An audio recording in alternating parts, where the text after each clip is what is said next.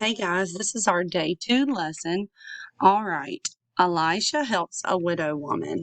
So remember yesterday we talked about how there was a widow woman with 2 sons. And so a widow is a person whose husband has died, and which is very, very sad.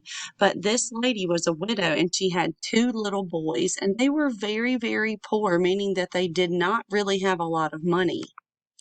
And so she went to the prophet Elisha and told him that they barely had anything to eat and that she wasn't even sure how they were going to make it another day.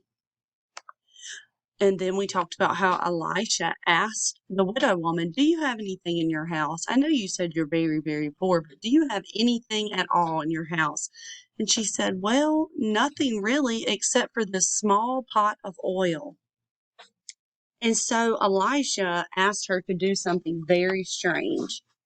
He told her to go to her neighbors' houses and to ask to borrow all of their pots and jugs and jars and to bring them back home.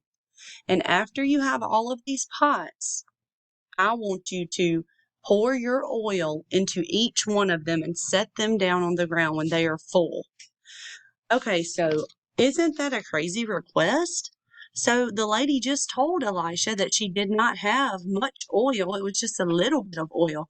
But here Elisha told her to go get some water pots or go get some pots and some jars and some jugs from her friends and her neighbors and start pouring that little bit of oil that she had into each jar. And he said, after you pour all of the oil in and fill a jar to the top, push it aside, set it to the side, and start filling the others up. But she only has a little bit of oil. I wonder how that's going to work. We're going to find out tomorrow what happens. This is a really fun story.